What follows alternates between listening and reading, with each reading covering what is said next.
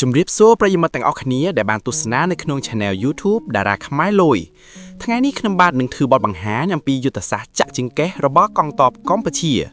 ប្រិយមិត្តជាច្រើនមិនសូវបានឮមិនសូវបានដឹងពីយុទ្ធសាស្ត្រមួយនេះទេប៉ុន្តែពីជំនាន់ដើមចាស់ៗបានប្រាប់អំពីយុទ្ធសាស្ត្ររបស់កងទ័ពកម្ពុជាឬកងទ័ពខ្មែរក្រហមដែលគេហៅថាជាយុទ្ធសាស្ត្រចាក់ចង្កេះតោះតែស្ដាប់ការធ្វើបទបង្ហាញរបស់ខ្ញុំបាទខ្លះៗអំពីយុទ្ធសាស្ត្រមួយនេះយុទ្ធសាស្ត្រចាក់ចង្កេះរបស់កងទ័ពកម្ពុជាអារម្មណ៍កំណើតនៃយុទ្ធសាស្ត្រនៅកណ្ដាលសមរភូមិយ៉ាងតានតឹងកងទ័ពកម្ពុជាបានស្វែងរកយុទ្ធសាស្ត្រដែលអាចផ្ដិតការតាំងទីរបស់សត្រូវឲ្យឆ្ងាយដោយចែកសម្ពាធច្រើនជាងមុនចំណង់ចំណូលជាតិនៃការយល់ដឹងសមរភូមិបាននាំទៅរកយុទ្ធសាស្ត្រមួយគឺចាក់ចង្កេះអត្ថន័យនៃពាក្យចាក់ចង្កេះមានន័យថាមិនវាយផ្ទាល់មុខកាន់តែខ្លាំងទេប៉ុន្តែវាយចំចង្កេះឬចំចំណុចស្នូកម្លាំងដែលធ្វើឲ្យសត្រូវបាត់តុល្យភាពក្នុងពេលខ្លីសិក្សាផែនទីនិងចំណុចខ្សោយកងទ័ពកម្ពុជាបានប្រើការសិក្សាផែនទីអបភ្នំទន្លេនិងជន្លង់ដីដើម្បីកំណត់ថាតើចង្កេះសត្រូវនៅឯណាហើយតើអ្វីជាខ្សោយរបស់ពួកគេកម្លាំងចល័តរហ័ស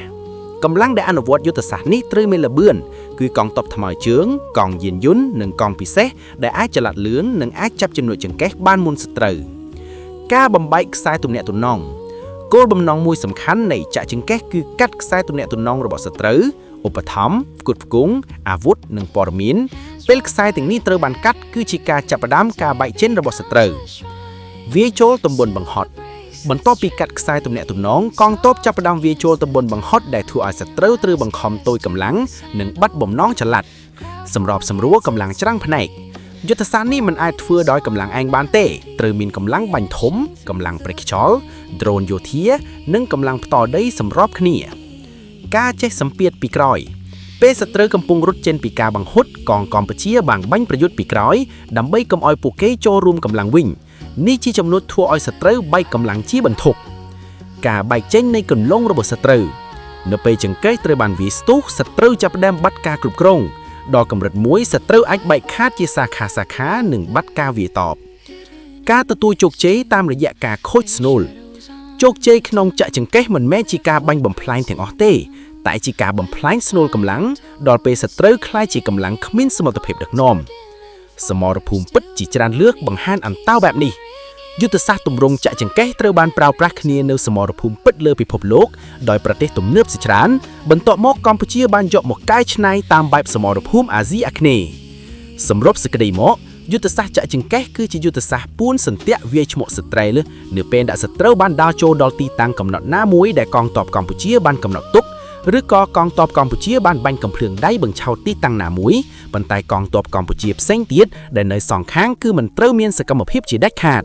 លុះត្រាតែកងទ័ពសត្រូវបានទៅដល់ទីតាំងដែលបានកំណត់ទុកឬក៏ទីតាំងដែលបានរៀបចំជាអន្ទាក់ទើបយើងវាយឆ្មក់ទាំងសងខាងវាយកម្លាំងស្នូលសត្រូវដើម្បីផ្ដិតចង្កេះពាក់កណ្ដាលអរគុណសម្រាប់ការទស្សនាវីដេអូនេះជួបគ្នាម្ដងទៀតនៅវីដេអូក្រោយកុំភ្លេចជួយចុច Subscribe Channel ខ្ញុំបាទម្នាក់មួយផងដើម្បីទទួលបានវីដេអូរបស់ខ្ញុំបាទបន្តទៀតសូមអរគុណសូមជម្រាបលា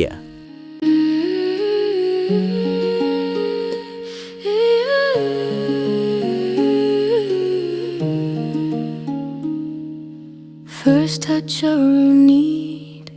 rings across the hall like a stone in still water waking sleeping walls Shin chap in the corner keeps the circle small and tight Palms brush the score thumb heartbeat of the night Echo of the golden era breathing through my bones Old gods in the carvings listening